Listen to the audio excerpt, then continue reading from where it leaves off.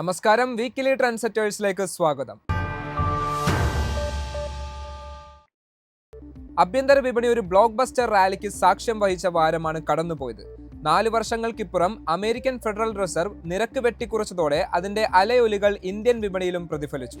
തുടർച്ചയായ 2ാം ആഴ്ചയും റാലി തുടരുകയും ആഴ്ചയിലെ 5 സെഷനുകളിൽ 4ലും പുതിയ ഉയരങ്ങളിൽ എത്തുകയും ചെയ്തതോടെ വിപണി അനായാസം 25,800 എന്ന ലെവൽ മറികടന്നു. വെറും 7 സെഷനുകൾ കൊണ്ട് ബാങ്ക് നിഫ്റ്റി ഏകദേശം 2,500 പോയിന്റിലധികം ഓടിക്കയറിയതോടെ 54,066.10 എന്ന നിലയും തൊട്ടു. ഇതിനു പുറമെ ചരിത്രത്തിൽ ആദ്യമായി സെൻസെക്സ് 84,600 കടന്നാണ് കരുത്ത് പ്രകടമാക്കിയത്. വീക്കിലി പെർഫോമൻസിൽ നിഫ്റ്റി 1.5% നേട്ടം നൽകിയപ്പോൾ 3.5% ബാങ്ക് നിഫ്റ്റിയുടെ സംഭാവന. പ്രതിവാര പ്രകടനത്തിൽ സൂചികകളിൽ തിളങ്ങിയത് റിയൽറ്റിയാണ്, നേട്ടം 4.5%. പ്രൈവറ്റ് ബാങ്ക് സൂചികയും 3.78% നേട്ടം രേഖപ്പെടുത്തി. വിപണിയുടെ കുതിപ്പ് തുടർന്ന വാരത്തിലും ഹെവി വെയ്റ്റഡായ IT സൂചികയിലുണ്ടായ പ്രോഫിറ്റ് ബുക്കിംഗ് സൂചികയെ പ്രതിവാരത്തിൽ 2.5%-ലധികം ഇടിവിലേക്കാണ് നയിച്ചത്. പ്രതീക്ഷിച്ചതുപോലെ റേറ്റ് കട്ട് സൈക്കിളിന് ഫെഡ് ആരംഭം കുറിച്ചിരിക്കുകയാണ്. 50 ബേസിസ് പോയിന്റ്സ് കുറച്ചുകൊണ്ട് 4.75% മുതൽ 5% വരെയായാണ് പലിശ നിരക്ക് കുറച്ചത്. Today, the Federal Open Market Committee decided to reduce the degree of policy restraint by lowering our policy interest rate by a half percentage point. പണപ്പെരുപ്പം നിയന്ത്രണ വിധേയമാകുന്നു എന്നാണ് ജെറോം പവൽ പ്രസ്താവനയിൽ പറഞ്ഞത്. അതേസമയം ഈ നടപടി അമേരിക്കയുടെ വളർച്ചയെ സഹായിക്കാനാണ് നീക്കമെന്നും വിലയിരുത്തുന്നുണ്ട്. അതിനു പിന്നാലെ റെക്കോർഡ് നിലയിലേക്ക് അമേരിക്കൻ സൂചികകൾ ഉയരുകയും പിന്നീട് പ്രോഫിറ്റ് ബുക്കിംഗ് നേരിടുകയും ചെയ്തു. പ്രതിവാര അടിസ്ഥാനത്തിലുള്ള പ്രകടനം നോക്കുമ്പോൾ ഡൗ ജോൺസ് 1.6%, S&P 500 1.36%, നാസ്ഡാക്ക് കോമ്പോസിറ്റ് സൂചിക 1.49% നേട്ടമാണ് രേഖപ്പെടുത്തിയത്. സെപ്റ്റംബർ 23 വരുന്ന S&P ഗ്ലോബൽ പബ്ലിഷ് ചെയ്യുന്ന സർവീസ് നിർമ്മാണ കോമ്പോസിറ്റ് PMI കണക്കുകളോടായിരിക്കും അമേരിക്കൻ സൂചികകൾ പ്രതികരിക്കുക. ഓഗസ്റ്റിൽ നിർമ്മാണ മേഖലയിലെ PMI 47.9, സർവീസ് PMI 55.7 ആയിരുന്നു. അടുത്ത 12 മാസത്തിനുള്ളിൽ ചില അനലിസ്റ്റുമാർ അമേരിക്കയിൽ മാന്ദ്യം ഉണ്ടാകുമെന്നാണ് പ്രതീക്ഷിക്കുന്നത്. അതുകൊണ്ട് തന്നെ PMI ഡാറ്റ നിക്ഷേപക ശ്രദ്ധ ആകർഷിക്കും. September 24 conference board consumer confidence ഡാറ്റയും എത്തും. ഉപഭോക്താക്കൾ ശുഭാപ്തി വിശ്വാസമുള്ളവരായിരിക്കുമ്പോൾ ഉപഭോഗവും മൊത്തത്തിലുള്ള സാമ്പത്തിക വളർച്ചയും കൈവരിക്കും. ഒപ്പം September 25 new home sales data കൂടി വരുന്നതോടെ റിയൽ എസ്റ്റേറ്റ് മേഖലയുടെ ചിത്രം വ്യക്തമാകും. സെപ്റ്റംബർ 26 ഡ്യൂറബിൾ ഗുഡ്സ് ഓർഡേഴ്സ്, പ്രതിവാര ജോബ്ലെസ് ക്ലെയിംസ് ഡാറ്റകളും എത്തും. അമേരിക്കൻ സമ്പദ് വ്യവസ്ഥയുടെ സമീപഭാവി വിലയിരുത്താൻ ഈ ഡാറ്റകൾ നിക്ഷേപകരെ സഹായിക്കും. ഒപ്പം അന്ന് തന്നെ US-ന്റെ 2ാം പാദത്തിലെ അവസാന GDP അനുമാനവും എത്തും. 3% GDP അനുമാനം. ഈ ഡാറ്റകളോടൊപ്പം ജെറോം പവലിന്റെ പ്രസ്താവനയും വിപണി ശ്രദ്ധ ആകർഷിക്കും. റേറ്റ് കട്ട് നടത്തിയ സാഹചര്യത്തെ സംബന്ധിച്ച് കൂടുതൽ ഡീറ്റെയിൽഡ് വിശകലനം പവലിന്റെ ഭാഗത്തു നിന്നും ഉണ്ടാകുമോ എന്നതായിരിക്കും നിക്ഷേപകർ ഉറ്റുനോക്കുക.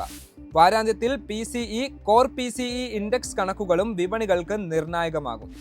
പണപ്പെരുപ്പം ടാർഗറ്റ് നിലയായ 2%-ലേക്ക് എത്തുന്നു എന്ന ഫെഡ് വിലയിരുത്തൽ എത്രത്തോളം ശരിയായിരുന്നുവെന്ന് ഈ ഡാറ്റയിലൂടെ നിക്ഷേപകർക്ക് മനസ്സിലാക്കാം.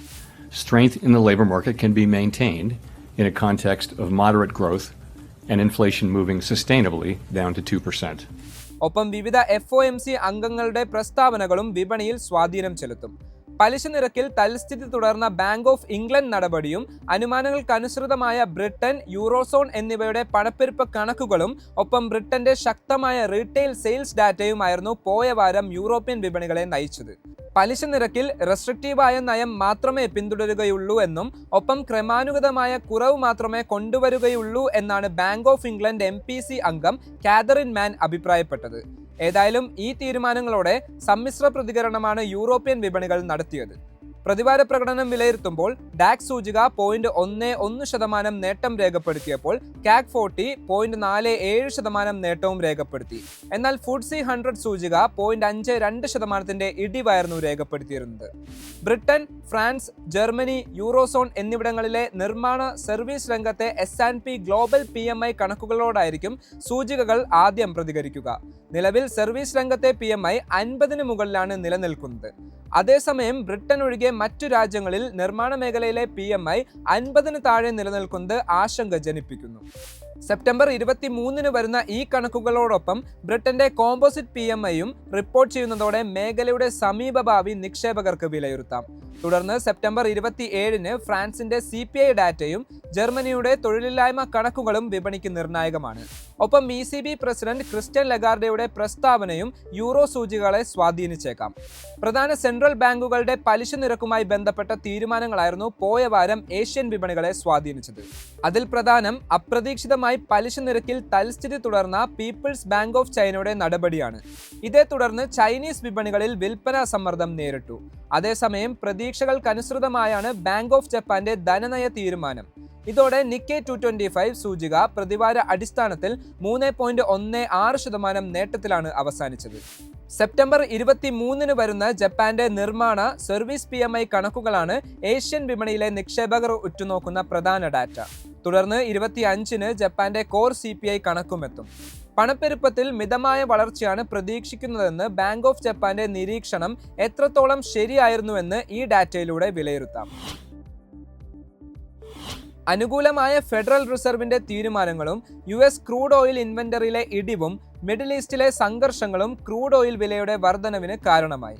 എന്നാൽ ചൈനയുടെ മന്ദഗതിയിലുള്ള സമ്പദ് വ്യവസ്ഥ ക്രൂഡ് വിലയെ സമ്മർദ്ദത്തിലാക്കി. വാരാന്ത്യത്തിൽ ബ്രെൻ ക്രൂഡ് 3.20% നേട്ടത്തോടെ ബാരലിന് $73.86 വ്യാപാരം അവസാനിപ്പിച്ചത്. WTI ക്രൂഡ് 4.22% ഉയർന്ന് ബാരലിന് $72.25 എന്ന നിലയിലും അവസാനിച്ചു. ടെക്നിക്കൽ സൈഡിൽ ബ്രെൻ ക്രൂഡിന്റെ ആദ്യ സപ്പോർട്ട് $69.46 തുടർന്ന് $66.81 $64.92 സപ്പോർട്ട് പ്രതീക്ഷിക്കാം. അപ്സൈഡിലേക്ക് വരുമ്പോൾ $74 തുടർന്ന് $75.89 റെസിസ്റ്റൻസ് ആയി കണക്കാക്കാം. WTIനെ സംബന്ധിച്ച് 73.33 ആദ്യ റെസിസ്റ്റൻസ് ആയി പരിഗണിക്കാം. ഇത് മറികടന്നാൽ ജാനുവരി 12 ഉയർന്ന നിലയായ $75.27 അടുത്ത റെസിസ്റ്റൻസ് ആയി കണക്കാക്കാം. ഡൗൺ സൈഡിൽ 67.11 എന്ന ലെവൽ സപ്പോർട്ടായി പരിഗണിക്കാം. തുടർന്ന് 64.38 എന്ന ലെവൽ അടുത്തൊരു മേജർ സപ്പോർട്ട് നൽകിയേക്കാം. പലിശ നിരക്ക് കുറച്ച ഫെഡ് നടപടിയും 2024 1% കൂടി പലിശ നിരക്ക് കുറയ്ക്കുമെന്ന് സൂചന ലഭിച്ചതും സ്വർണ്ണവിലയെ സർവകാല ഉയരമായ 2625.77 എന്ന നിലയിൽ എത്തിച്ചു.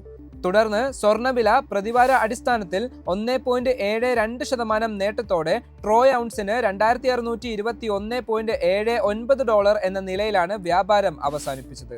ടെക്നിക്കൽ സൈഡിലേക്ക് നോക്കുകയാണെങ്കിൽ $2550 ഇമ്മീഡിയറ്റ് സപ്പോർട്ട് പ്രതീക്ഷിക്കാം. ഇത് ബ്രേക്ക് ചെയ്താൽ ഫിബനാച്ചി റിട്രേസ്മെന്റ് ലെവലായ $2544 അടുത്ത സപ്പോർട്ടായും തുടർന്ന് 2530 എന്ന ലെവലും സപ്പോർട്ടായി ആക്ട് ചെയ്യും. മറിച്ച് സ്വർണ്ണവിലയിൽ ഒരു മുന്നേറ്റം ഉണ്ടാവുകയാണെങ്കിൽ 2650 ഇമ്മീഡിയറ്റ് റെസിസ്റ്റൻസ് പ്രതീക്ഷിക്കാം. ഈ ലെവൽ മറികടക്കാനായാൽ 2700 എന്ന സൈക്കോളജിക്കൽ ലെവലിലും റെസിസ്റ്റൻസ് പ്രതീക്ഷിക്കാം. ഫെഡ് പലിശ നിരക്ക് കുറച്ചത് ഡോളറിന്റെ ഇടിവിന് കാരണമായി. ഇത് ഇന്ത്യൻ രൂപയ്ക്ക് കരുത്തേകി.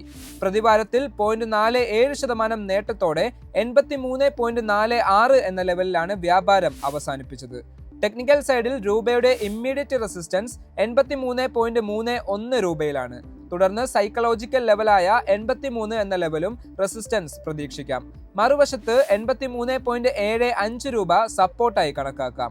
തുടർന്ന് 83.90 84 രൂപ റേഞ്ചിലും സപ്പോർട്ട് പരിഗണിക്കാം. പോയ വാരത്തിൽ FIയുടെ ഭാഗത്തു നിന്നും നെറ്റ് ബൈയിങ് ആണ് ഉണ്ടായത്. FII 11,517.92 കോടി രൂപയുടെ ബൈയിങ് നടത്തിയപ്പോൾ DII 633.67 കോടി രൂപയുടെ സെല്ലിങ്ങും നടത്തിയിട്ടുണ്ട്. ഇന്ത്യൻ മാക്രോ തലത്തിൽ WPI ഇൻഫ്ലേഷൻ കണക്കുകൾ തന്നെയായിരുന്നു പ്രധാനം. ഇന്ത്യയുടെ മൊത്തവില സൂചിക അടിസ്ഥാനമാക്കിയുള്ള പണപ്പെരുപ്പം ജൂലൈയിലെ 2.04%വുമായി താരതമ്യം ചെയ്യുമ്പോൾ വാർഷികാടിസ്ഥാനത്തിൽ 1.31%മായി കുറഞ്ഞു. അതായത് 4 മാസത്തിനിടെ ആദ്യമായി 2% താഴെയായി. ഭക്ഷണം, ഇന്ധനം, ഊർജം എന്നിവയുടെ വിലയിലുണ്ടായ കുറവാണ് ഇതിന് കാരണം. WPI 2023 നവംബർ മുതൽ പോസിറ്റീവാണ്. ഒരു വർഷം മുമ്പ് ഇത് -0.50% എന്നിരുന്നാലും ഭക്ഷ്യവസ്തുക്കളുടെ വില ആശങ്കാജനകമായി തുടരുകയാണ്. ഇന്ധനത്തിന്റെയും ഊർജത്തിന്റെയും പണപ്പെരുപ്പം ജൂലൈയിലെ 1.72% വർധനയെ അപേക്ഷിച്ച് ഓഗസ്റ്റിൽ 0.67%മായി കുറഞ്ഞിട്ടുണ്ട്. എക്സ്പോർട്ട് ഇമ്പോർട്ട് കണക്കുകളിലേക്ക് നോക്കിയാൽ ഉയർന്ന ഉത്സവ ഡിമാൻഡും ഇറക്കുമതി തീരുവ കുറച്ചതും കാരണം ഇന്ത്യയുടെ സ്വർണ്ണ ഇറക്കുമതി ഒരു മാസത്തിനുള്ളിൽ 221.41% ഉയർന്ന് ഓഗസ്റ്റിൽ $10.06 ബില്യൺ ഇതോടെ ഇന്ത്യയുടെ വ്യാപാര കമ്മി ജൂലൈയിലെ $23.5 ബില്യൺ നിന്ന് 10 മാസത്തെ ഏറ്റവും ഉയർന്ന നിരക്കായ $29.65 ബില്യൺ ഉയർന്നത്. ഇതിനു പുറമെ ചൈനയിലെ സാമ്പത്തിക മാന്ദ്യം, യൂറോപ്പിലെയും US-ലെയും സാമ്പത്തിക മാന്ദ്യ ലക്ഷണങ്ങൾ, പെട്രോളിയം വിലയിടിവ്, ചരക്ക് നീക്കത്തിനുള്ള കപ്പൽ കൂലിയിലെ വർധന എന്നിവയാണ് പ്രധാനമായും കയറ്റുമതിയെ ബാധിച്ചത്. കയറ്റുമതി വർദ്ധിപ്പിക്കുന്നതിനും ഇറക്കുമതിയെ ആശ്രയിക്കുന്നത് കുറയ്ക്കുന്നതിനുമുള്ള ലക്ഷ്യത്തിന്റെ ഭാഗമായാണ് സർക്കാർ നിലവിൽ PLI സ്കീമിന് കൂടുതൽ ഊന്നൽ നൽകി വരുന്നത്. ചരക്ക് കയറ്റുമതി $38.28 ബില്യൺ നിന്ന് $34.71 ബില്യൺ കുറഞ്ഞു. എന്നിരുന്നാലും സേവന കയറ്റുമതിയിൽ നേരിയ വർധനവുണ്ടായിട്ടുണ്ട്. $28.71 ബില്യൺ നിന്ന് $30.69 ബില്യൺ ഉയർന്നു. ഓഗസ്റ്റിലെ ഇടിവുണ്ടായെങ്കിലും ഈ വർഷത്തെ മൊത്തം കയറ്റുമതിയിൽ $800 ബില്യൺ എന്ന ലക്ഷ്യത്തിലെത്തുന്നതിൽ സർക്കാർ ശുഭാപ്തി വിശ്വാസം പുലർത്തുന്നുണ്ട്. അടുത്ത ആഴ്ചയിലേക്ക് വന്നാൽ സെപ്റ്റംബർ 23 തിങ്കളാഴ്ച വരുന്ന നിക്കൈ S&P global manufacturing services PMI കണക്കുകൾ തന്നെയാണ് പ്രാധാന്യം. മാനുഫാക്ചറിംഗ് PMI ഓഗസ്റ്റിൽ 3 മാസത്തെ ഏറ്റവും താഴ്ന്ന നിലയിലെത്തിയപ്പോൾ രാജ്യത്തിന്റെ നിർമ്മാണ പ്രവർത്തനങ്ങൾ ഓഗസ്റ്റിൽ 57.5 ആയി. ഇത് ജൂലൈയിലെ റീഡിംഗ് ആയ 58.1 താഴെയാണ്. എന്നാൽ ദീർഘകാല ശരാശരിയായ 54 മുകളിലാണ്. പ്രവർത്തന സാഹചര്യങ്ങളിൽ ഗണ്യമായ പുരോഗതിയാണ് ഈ കണക്ക് സൂചിപ്പിക്കുന്നത്. മികച്ച ഡിമാൻഡും പണപ്പെരുപ്പ സമ്മർദ്ദങ്ങൾ ലഘൂകരിക്കുന്നതും കാരണം ഇന്ത്യയുടെ സേവന മേഖലയുടെ പ്രവർത്തനം ഓഗസ്റ്റിൽ 5 മാസത്തെ ഏറ്റവും ഉയർന്ന നിലയിലേക്ക് എത്തിയിരുന്നു. PMI ജൂലൈയിലെ 60.3 നിന്ന് ഓഗസ്റ്റിൽ 60.9 ഉയരുകയാണ് ചെയ്തത്. അതുകൊണ്ട് തന്നെ ഇരു സൂചികകളിലും തുടർന്നുമുള്ള മികച്ച മുന്നേറ്റം തന്നെയാണ് അനലിസ്റ്റുകൾ പ്രതീക്ഷിക്കുന്നത്. സെപ്റ്റംബർ 13 അവസാനിച്ച ആഴ്ചയിൽ ഇന്ത്യയുടെ വിദേശ നാണ്യ കരുതൽ ശേഖരം $689.46 ബില്യൺ ഉയർന്നു. തുടർച്ചയായ 5ാം ആഴ്ചയാണ് വിദേശ നാണ്യ കരുതൽ ശേഖരത്തിൽ കുതിപ്പ് തുടരുന്നത്.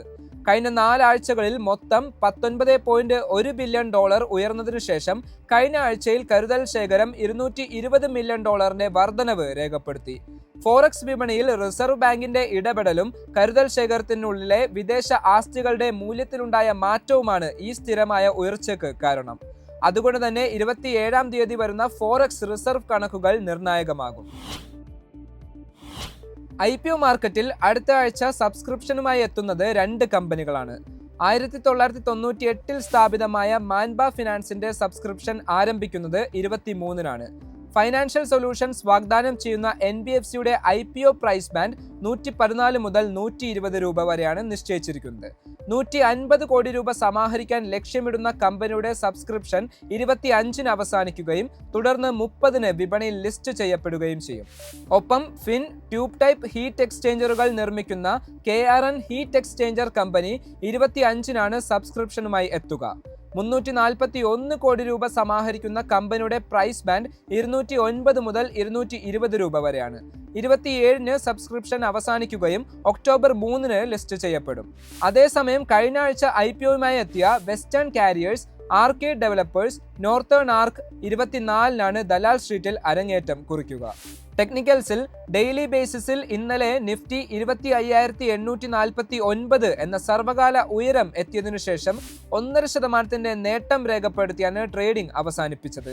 വീക്കിലി ബേസിസിൽ സൂചികക്ക് 1.71% നേട്ടവും നേടാൻ സാധിച്ചു. കഴിഞ്ഞ ആഴ്ച ഹൈ ലെവൽ ഫോം ചെയ്തെങ്കിലും അത് നിലനിർത്താനാകാതെ ഈ ആഴ്ചയിൽ ഉടനീളം ഒരു കൺസോൾട്ടേഷനാണ് കാണാൻ സാധിച്ചത്.